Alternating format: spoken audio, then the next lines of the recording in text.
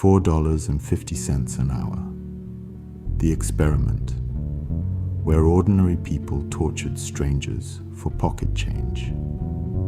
In 1961, a newspaper ad appeared in New Haven, Connecticut, offering ordinary men, teachers, clerks, laborers, $4.50 for 1 hour of their time. They were told it was a study on memory. It wasn't.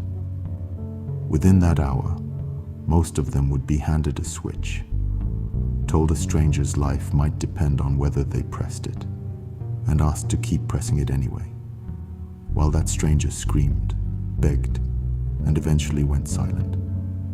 2 out of every 3 of them did it, all the way to the end. Not because they were monsters, because a man in a lab coat told them it was fine to continue. This is the story of what that experiment actually revealed, and why the most disturbing part of it isn't what the participants did. It's how ordinary they were before they did it. Chapter 1. The setup. They weren't told about the man running the study was Stanley Milgram, a young psychologist at Yale, and the year mattered. It was 1961, just months after the trial of Adolf Eichmann had gripped the world. A man who organized mass deportations to death camps, and when asked to explain himself, said again and again that he was simply following orders. Milgram wanted to know something specific and uncomfortable. Was Eichmann an aberration? Or was there something in ordinary human psychology that could make anyone do what he did, given the right conditions? So he built a room. In it, a volunteer, believing he was a fellow participant, was introduced to 2 other people.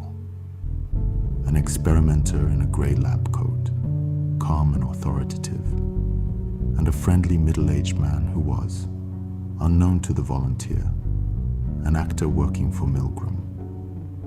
The volunteer was told he'd play teacher. The actor would play learner, strapped into a chair in the next room, wired to an apparatus that could deliver an electric shock. Every time the learner got a memory question wrong, the teacher was instructed to deliver a shock and increase the voltage each time.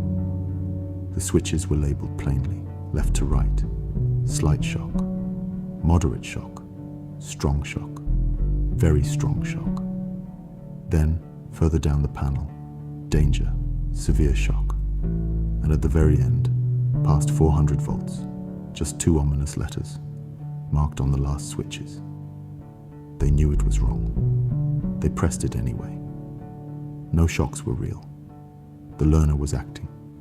But the teacher, the actual subject of the experiment, didn't know that.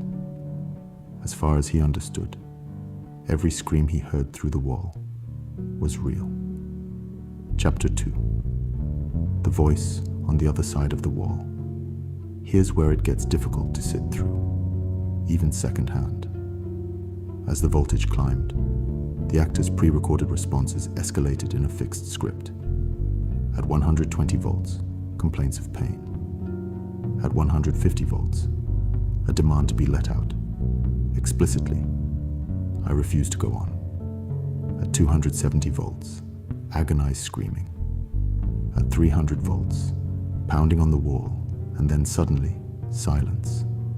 No more answers to the memory questions at all. Silence should have been a mercy. It wasn't treated as one. When the teacher hesitated or asked whether he should stop, the man in the lab coat had 4 scripted prompts, delivered calmly, in order. 1. Please continue. 2. The experiment requires that you continue. 3.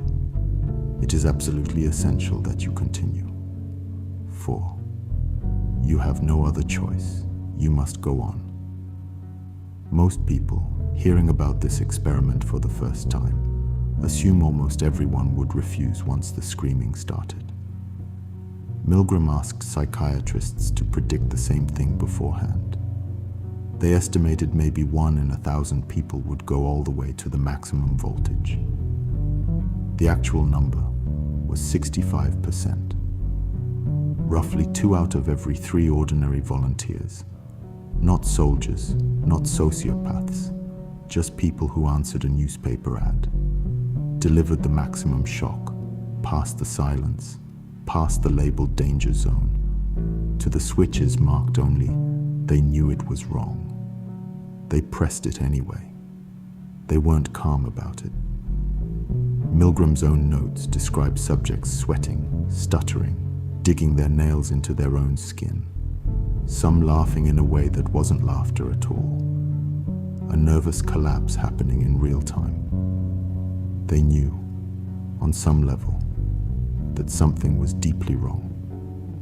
They kept pressing the switch anyway. Chapter 3. What made them stop obeying? This is the part almost no retelling of Milgram's study bothers to include. And it's the most important part. Obedience wasn't fixed. It moved dramatically depending on tiny changes in the room. When the experiment was moved from Yale's prestigious campus to a plain office building downtown with no university name attached, obedience dropped from 65% to 48%. Just removing the institutional authority of the setting mattered. When the experimenter gave the orders by phone instead of standing in the room, obedience collapsed to around 20%. Distance from the authority figure, not distance from the victim, was what mattered most. And when the teacher could see 2 other ordinary people, also actors, openly refused to continue and walk out, obedience plummeted below 10%. Watching one other person resist gave the real subject permission to resist too. The uncomfortable conclusion isn't people are evil. It's this. Obedience to authority in humans is not a fixed trait. It's a dial. And it can be turned up or down almost entirely by the presence of a uniform, a title, a closed door, or simply nobody else in the room saying no.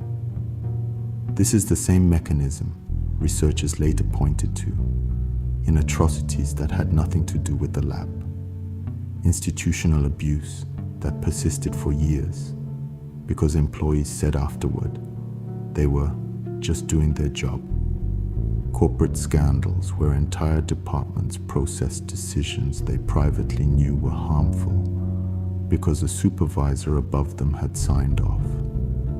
The lab code isn't the point. The structure is the point. A chain where each person can tell themselves someone else, further up, is responsible. Chapter 4. The turn, where you actually stand in this.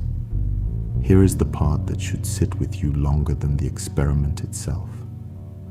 If you're watching this and thinking, I would have refused, you are, statistically, in the group of people most likely to have obeyed.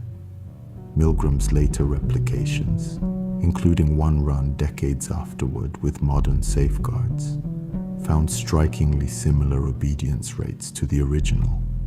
This isn't a relic of 1960s culture. It shows up in study after study, in different countries, different decades. The uncomfortable truth psychologists eventually settled on wasn't that certain personality types are dangerous. It's that the conditions matter more than the person. Proximity to authority, distance from the person being harmed, diffusion of responsibility across a chain of command, and the absence of anyone visibly refusing first. Which means the actual defense isn't a character trait you either have or don't. It's a behavior you can practice noticing. The moment you feel yourself deferring to, I'm just following what I was told, or someone else made this decision, not me. That's the exact psychological signature Milgram's subjects reported feeling Right before they pressed the switch marked, they knew it was wrong. They pressed it anyway. Milgram never published the names of the men who went all the way to the end. Most of them went home that night, had dinner, and never spoke of it again. That's the detail that should stay with you longer than the voltage numbers or the percentages. Not that they were unusual, that they weren't. That the switch was in front of ordinary hands, in an ordinary room, and a calm voice was all it took. The next time you're told it's not your decision, you're just following the process. Ask yourself which switch you're actually being handed. Don't forget subscribe for more such videos.